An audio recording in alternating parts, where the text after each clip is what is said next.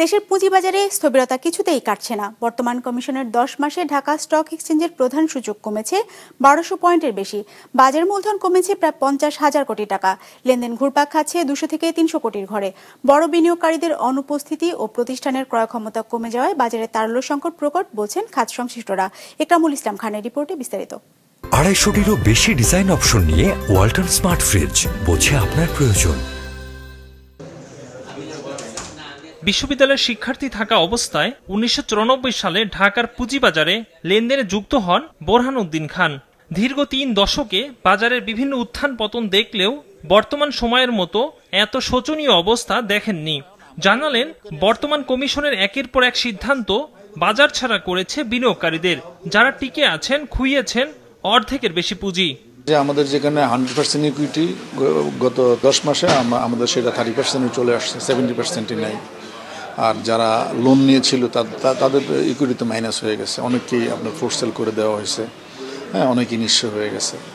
টিএসসির তথ্য বলছে, বিগত 10 মাসে ঢাকা স্টক এক্সচেঞ্জের প্রধান সূচক ডিএসইএক্স কমেছে 1200 পয়েন্টের বেশি। একইভাবে কমেছে ডিএস30 ও সরিয়া ভিত্তিক সূচক। বড় পতন হয়েছে চট্টগ্রাম স্টক এক্সচেঞ্জেও। ডিএসসিতে লেনদেন কমেছে আশঙ্কাজনক হারে।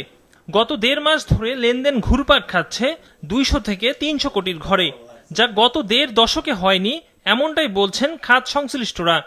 বর্তমান কমিশন দায়িত্ব নেয়ার পর এখন পর্যন্ত বাজার মূলধন কমেছে 49,445 কোটি টাকা। খাত সংশ্লিষ্টরা বলছেন, দেশের বর্তমান অর্থনীতি পুঁজিবাজার সহায়ক নয়।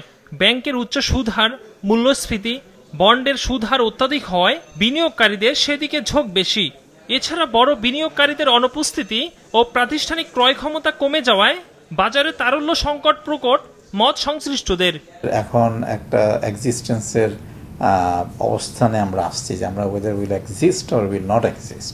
ভলিউমটা আমরা মোটামুটিভাবে মার্কেটে নাই বললেই চলে, যেটা ইজ ভেরি ইনসিগনিফিক্যান্ট ভলিউম। আচ্ছা, তার মানে যে আমরা শুধু ব্রোকারেজ কমিউনিটি খারাপ আছি না, actually the entire capital market is in very difficult situation. দীর্ঘদিন ধরে লেনদেন তলানিতে থাকায় বড় লোকসানে পড়েছে বাজার মধ্যস্থতাকারী মার্চেন্ট ব্যাংক ও brokerage হাউসগুলো। Ikramul Islam Khan, business report, মাছরাঙ্গা টেলিভিশন।